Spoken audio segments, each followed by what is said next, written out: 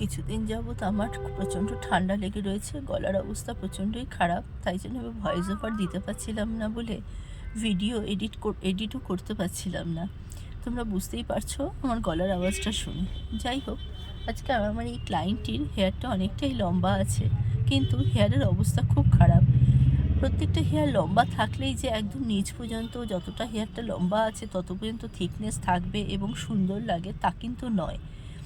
অনেকের ক্ষেত্রে আছে যে কিছুটা আসার পর মানে আমাদের যখন রুট থেকে কিছুটা পিঠ পর্যন্ত বা পিঠের কিছুটা নিচ পর্যন্ত যখন হেয়ারটা আসে, তারপরেই হেয়ারটা পাতলা হতে থাকে, সেই থিকনেসটা থাকে না। এবং থিকনেসটা থাকে না বলে চুলটা তো অনেকটা লম্বা হয় ঠিকই, কিন্তু দেখতে প্রচণ্ড বাজে লাগে।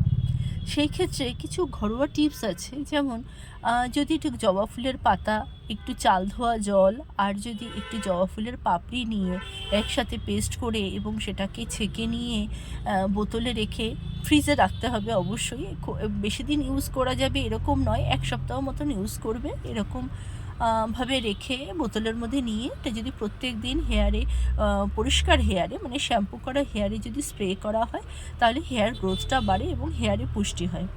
যাই হোক, এটা একটা অন্য টপিক হয়ে গেল, তবু তোমাদেরকে আমি একটা টিপস দিয়ে দিলাম। যদি হেয়ার কারোর পাতলা হতে থাকে তাহলে এটা করলে দেখবে অনেকটা গ্রোথ বাড়ে, যদি ইন্টারনাল কোনো প্রবলেম না থেকে থাকে তো।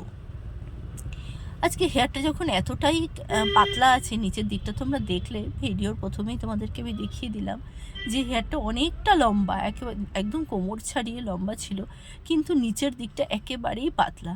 তাই জন্য কী করতে হলো, আমাকে অনেকটা হেয়ারটা কাটতে হলো। আমি প্রত্যেককে একই কথা বলি এবং তোমাদেরকেও বলছি, একেবারে আমি চুল কাটবো না, চুলটা কাটলে আমার চুলটা ছোট হয়ে যাবে, আমি লম্বা চুল করতে চাই।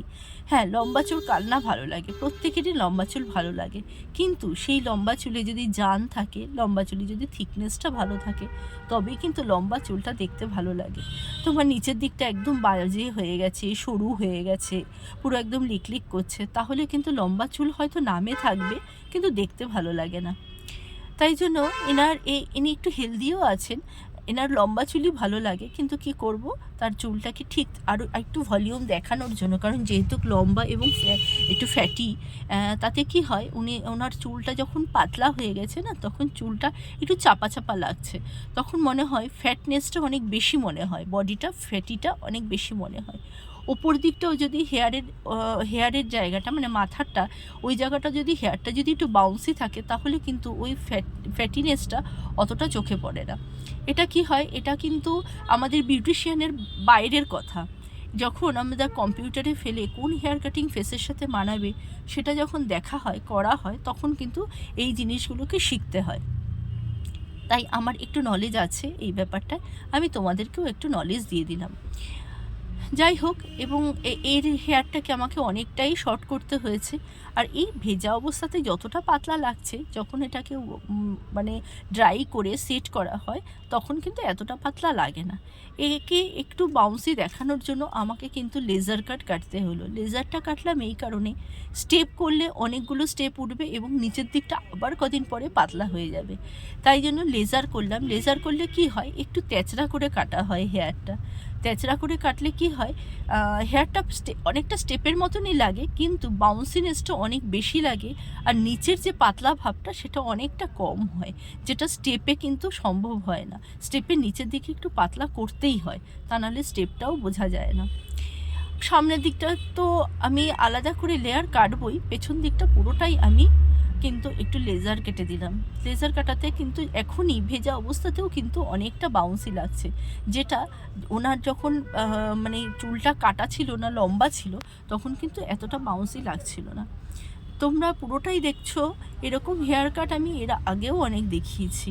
আমি আশা করছি তোমরা যারা নতুন আছো, বিগিনার যারা আছো, তারা আমার হেয়ার কাটিং দেখে অনেকটাই শিখতে পারছো। যদি তোমাদের কিছু জানার থাকে, যদি তোমাদের কিছু অন্যরকম কোনো কিছু দেখার থাকে, কিছু বোঝার থাকে, অবশ্যই আমাকে পিন করো, আমাকে মেসেজ করো, আমি তোমাদেরকে অবশ্যই রিপ্লাই দেবো। এবং তোমরা যদি অন্য কিছু দেখতেও চাও, অন্য কাটিং দেখতে চাও, সেক্ষেত্রেও আমাকে বলো, আমি সেক্ষেত্রেও অন্য কাটিং দেখানোর চেষ্টা করব। আজকে আমার টাইমের আমার প্রচণ্ড অভাব এবং শরীরটাও ভালো থাকে না সব সময়।